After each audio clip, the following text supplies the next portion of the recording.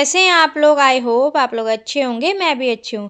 तो फ्रेंड आपका आपके अपने चैनल कंच काव्य व्लॉग में बहुत-बहुत स्वागत है। मैं हूँ कंचन। तो फ्रेंड आज जो व्लॉग मैं आपके साथ शेयर कर रही हूँ वो है मेरा इवनिंग का रूटीन। तो इवनिंग का रूटीन मैं आपके साथ शेयर करूँगी कि मैं किस तरह से चीज़ें मैनेज करती हूँ, किस तरह से अपना शाम का जो काम है, जो टाइम है वो मैनेज करती हूँ बच्चों के साथ, घर के साथ। तो ये शाम के 6 बज गए थे, मैंने थोड़ा रेस्ट कर लिया। मैं सोई नहीं थी, लेकिन मैंने थोड़ा आँखों को बंद करके लेट गई ताकि मेरी बॉडी और माइंड दोनों ही रिलैक्स हो जाए और उनको थोड़ा आराम मिले। क्योंकि सुबह से ही भाग-दौड़ शुरू हो जाती है, स्कूल के लिए उठो, बच्चों को भेजना, फिर खुद जाना, फिर आके भी मुझे काम ही रहता है। क्योंकि बच्चे ना पूरा घर फैला ही देते हैं, मैं कितना भी साफ़-सुथरा करके जाऊँ, लेकिन जब मैं आती हूँ ना स्कूल से घर वापस, तो मुझे हमेशा घर फैला हुआ ही मिलता है। तो इस वजह से मैं 5 बजे मैं आराम करने लेटी थी और उसके बाद फिर 6 बजे मैं उठ गई थी। सबसे पहले मैंने अपने गर्म कपड़े पहने क्योंकि शाम के टाइम आजकल बहुत ज़्यादा ठंड हो जाती है और बिना स्वेटर के तो रहा ही नहीं जाता। तो इस वजह से सबसे पहले मैंने अपने कपड़े पहने, उसके बाद मैं थोड़ा फ्रेश वगैरह होंगी और आज मैं आपके साथ शेयर करूँगी कि मैं अपनी फ़िटनेस कैसे मेंटेन रखती हूँ और मैं फ़िटनेस के लिए क्या करती हूँ क्योंकि सुबह के टाइम मेरे पास इतना टाइम नहीं होता कि मैं अपने आप को टाइम दे पाऊँ, है ना? क्योंकि बच्चों का लंच, अपना लंच, हस्बैंड का लंच, बहुत सारे काम होते हैं और भी बहुत ही काम होते हैं। आपको सभी को पता है कि सुबह कितने काम होते हैं। अपने लिए टाइम निकालना तो बहुत ही ज़्यादा मुश्किल हो जाता है। तो बस यहाँ पे मैं शाम को फ्रेश हो गई थी। फ्रेश होके मैं थोड़ा-सा यहाँ पे मेकअप करूँगी क्योंकि मेरे हस्बैंड को ना मेरा ऐसे फेस अच्छा नहीं लगता। वो बोलते हैं तैयार होके रहा करो, अच्छे से बन के रहा करो। उनको पसंद है, उनको तो सब चीज़ें पसंद है, चूड़ी पहनो, पायल पहनो, साड़ी पहनो पर डेली के कामों में साड़ी पहनना और इतनी सब चीज़ें नहीं हो पाती। मुझे थोड़ा कम पसंद है, उनको ज़्यादा पसंद है, लेकिन कभी-कभी मैं उनकी पसंद से भी पहन लेती हूँ चीज़ें। लेकिन बस अभी थोड़ा बहुत मेकअप करेंगे, लोशन वगैरह लगा लिया। विंटर्स में बिना लोशन के तो आपको पता है कि मतलब कुछ हो ही नहीं सकता है। तो यहाँ देखिए दोनों बच्चे सो रहे हैं। जब तक ये सो रहे हैं तो मैं अपने आप को थोड़ा-सा टाइम दे देती हूँ। मैंने यहाँ पानी गर्म होने रख दिया।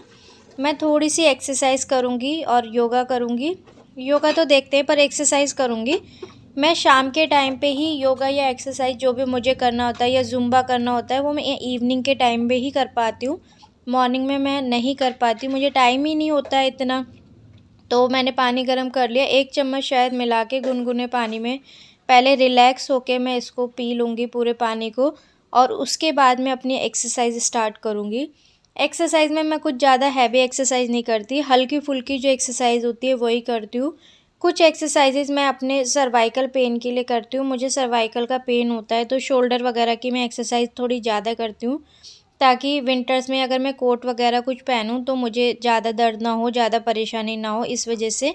और थोड़ा मुझे अपना बेली फैट कम करना है, उसकी भी मैं एक्सरसाइज़ कर रही हूँ। उसके लिए मैं सुबह एक लिक्विड भी पीती हूँ, तब अगर मुझे उससे फ़र्क हुआ, कुछ मेरा वेट लूज़ हुआ तो फिर मैं आप लोगों के साथ शेयर भी करूँगी।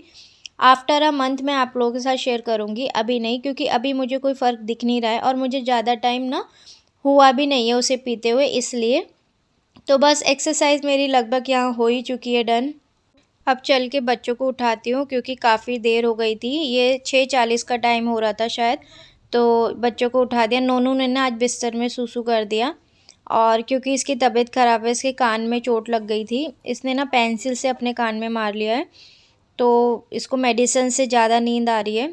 तो मैं भी डायपर पहनाना भूल गई क्योंकि मैं काम वग़ैरह में लग गई थी स्कूल से आके, तो इसने आज बिस्तर में सूसू कर दिया है। वैसे मैंने जो वे बिस्तर का क्या बोलते हैं रेक्सीन होती है ना, क्या होता है कवर सा वो बिछा रखा है तो गद्दे मेरे ख़राब नहीं होते हैं। तो उसे बेडशीट मैं चेंज कर दूँगी और नोनू के कपड़े यहाँ पे चेंज कर दूँगी। ईशु को भी उठा रही हूँ, उसके यूटी चल रहे हैं लेकिन वो ना बहुत ज़्यादा ढीठ हो गई है आजकल बिल्कुल मतलब एक तो मैं क्या ही बोलूँ सर्दी में हम ही नहीं उठना चाहते तो बच्चों का तो मैं क्या ही बोलूँ। मेरा खुद उठने का मन नहीं करता है लेकिन ये है कि उठना पड़ता है, ज़िम्मेदारियाँ हैं, निभानी तो पड़ेंगी। तो बस बच्चों को दूध वगैरह दे दिया था मैंने। उसके बाद आज हम बना रहे हैं सरसों की भुजिया। सरसों को मैंने काट के बारीक-बारीक काट के बॉईल कर लिया था। 2 सीटी में ये अच्छे से बॉईल हो जाती है।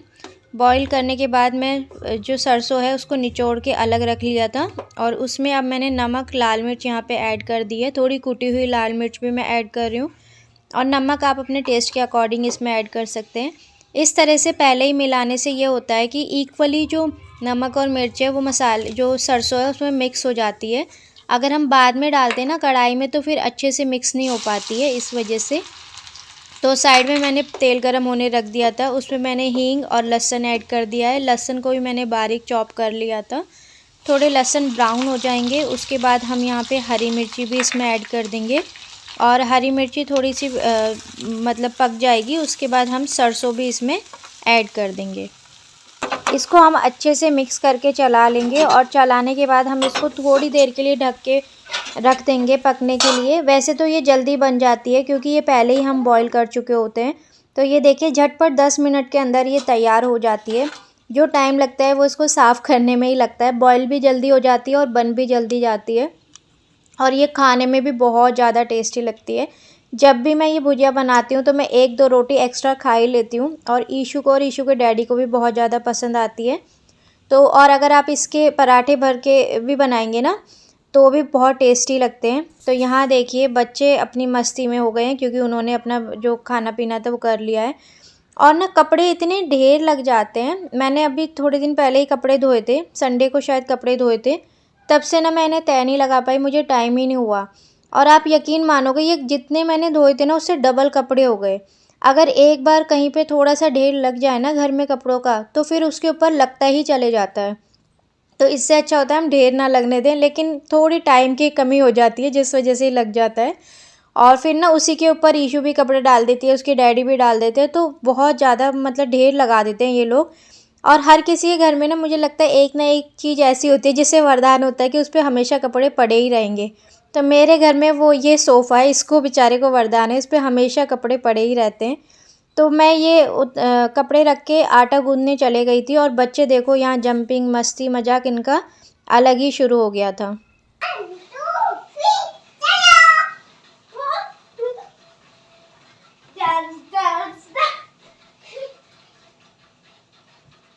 तो सब्जी बना दी थी, आटा गूँथ के रख दिया था। उसके बाद जो जितने भी कपड़े थे वो मैंने तय लगा के अपनी अपनी जगह पे रख दिए और सुबह के लिए जो मुझे कपड़े पहने थे वो मैंने अलग निकाल के रख दिए। मैं नोनू के भी कपड़े रात को ही निकाल के रख देती हूँ, जो भी मुझे उसको सुबह पहनाने होते हैं, क्योंकि मैं स्कूल चले जाती हूँ तो ईशू के डैडी फिर उसको पहना देते हैं नोनू को कपड़े।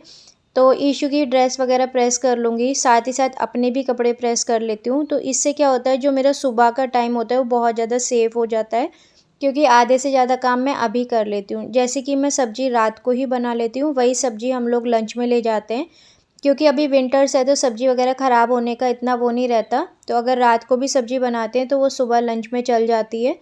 तो कुछ इस तरह से मैं अपनी इवनिंग का रूटीन रखती हूँ कि अगली जो मॉर्निंग आए उसमें मुझे ज़्यादा काम ना करने पड़े और झटपट सारे काम हो जाए और रेडी होके हम सब अपने अपने वर्क प्लेस पे चले जाएँ और बच्चे स्कूल चले जाएँ।